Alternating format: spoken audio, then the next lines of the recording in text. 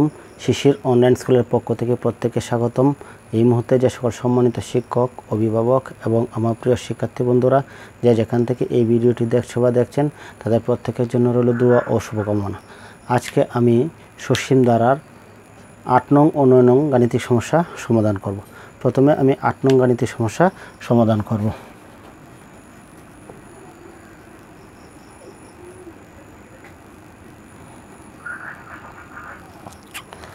কোনো সমান্তর ধারার m-তম পদ হচ্ছে n, আবার n-তম পদ হচ্ছে m হলে ধারাটির m প্লাস n-তম পদ কত? যেহেতু এটি একটি সমান্তর ধারা, তাহলে সমান্তর ধারা হলে তার প্রথম পদ a এবং সাধারণ অন্তর d থাকবে। তাহলে মনে করি ধারাটির প্রথম পদ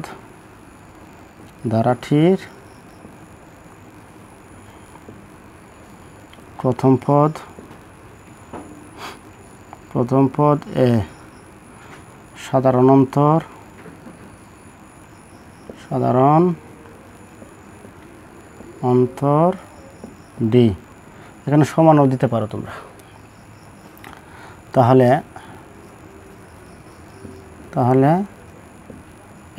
m-তম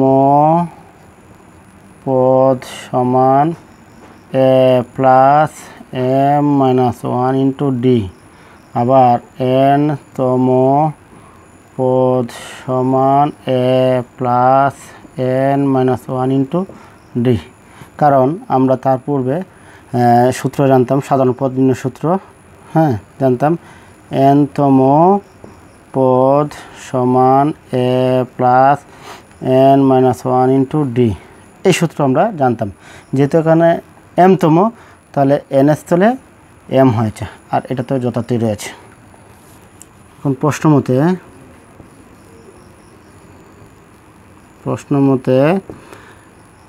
m-তম পদ n, তাহলে m-তম পদ হচ্ছে a plus m minus 1 into d সমান n, আবার a plus n minus 1 into d সমান m। তাহলে n-তম পদ হচ্ছে m, এই কারণে n-তম পদ হচ্ছে m। এটার সমীকরণ 1 ধরি, এটার সমীকরণ 2 ধরি। তাহলে আমরা 1 নং থেকে 2 নং বিয়োগ করতে পারি, আবার 2 নং থেকে 1 নং বিয়োগ করতে পারি। আমরা 2 নং সমীকরণ থেকে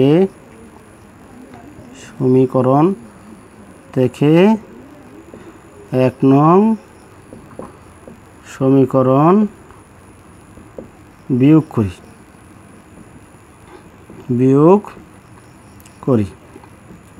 তাহলে 2 নং সমীকরণ হচ্ছে a plus n minus 1 into d সমান m, আর 1 নং সমীকরণ হচ্ছে a plus m minus 1 into d সমান n।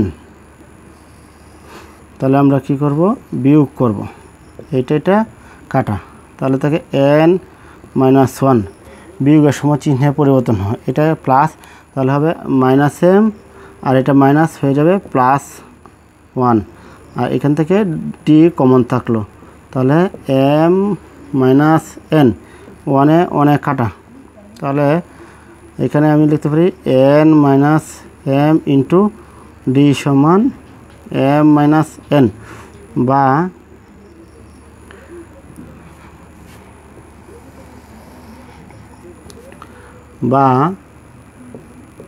n minus m into d সমান, এখান থেকে একটা মাইনাস কমন নিলে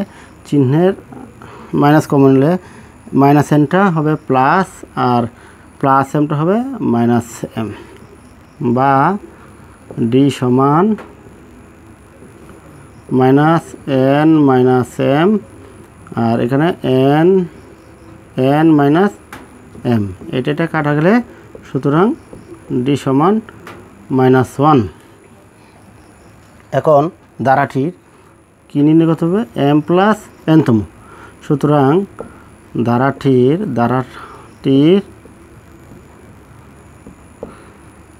m প্লাস n-তম পদ সমান a plus m plus n minus 1 into d. তাহলে আমরা এটা গুণ করে দিতে পারি, a plus m d plus n d minus one.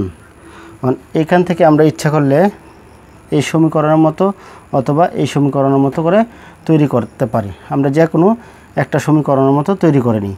তাহলে আমরা 2 নং সমীকরণের মতো তৈরি করি। তাহলে আমাদের এ প্লাস 2 নং সমীকরণ হলে এন মাইনাস ওয়ান। তাহলে এখান থেকে এখানে হচ্ছে ডি।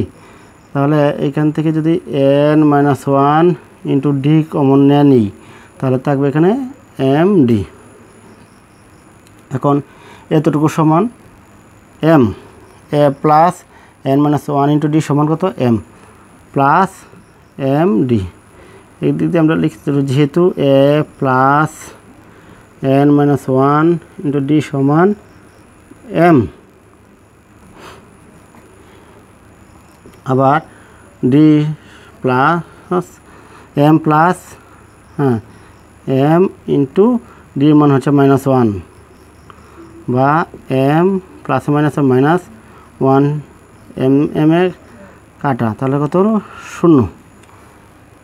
সঙ্গত কারণেই মনটা খারাপ হয়ে যাওয়ার কথা, কেননা এত কষ্ট করার পর যদি ফলাফল 0 আসে তাহলে মন অবশ্যই খারাপ হবে। কিন্তু কিছু কিছু ক্ষেত্রে 0 পূর্ণতা বয়ে আনে। যেমন পরীক্ষার হলে এই অঙ্কের ক্ষেত্রে যদি তুমি 0 না বানাতে পারো তাহলে তুমি পূর্ণ 4 পাবে না। সুতরাং 0 তোমার জন্য পূর্ণ বয়ে আনবে।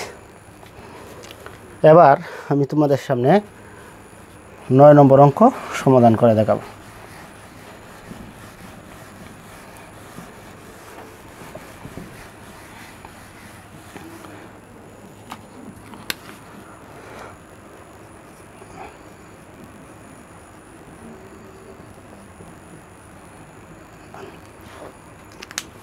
বলছে 1 + t + 5 + 7 plus dot dot dot ধারাটির n পদের সমষ্টি কত। এখানে কোনো সংখ্যা নেই, এখানে হচ্ছে পদের সংখ্যা হচ্ছে n। তাহলে আমরা সমান্তর ধারা ক্ষেত্রে প্রথম পদ এবং সাধারণতর লাগে, আমি আগেই বলছিলাম। তাহলে এটি একটি সমান্তর ধারা, এটি একটি সমান্তর ধারা। ধারাটির প্রথম পদ, ধারাটির প্রথম পদ এ সমান 1, সাধারণ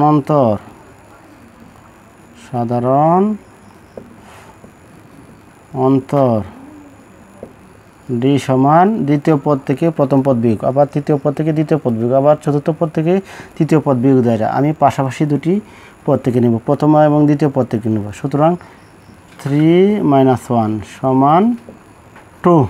পদ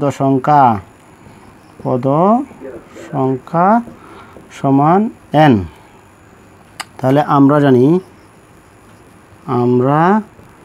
জানি সমষ্টির সূত্র হচ্ছে SN সমান, তাহলে আমার n নতুন করে দিতে হলো না, n/2 + 2a + n - 1 * d।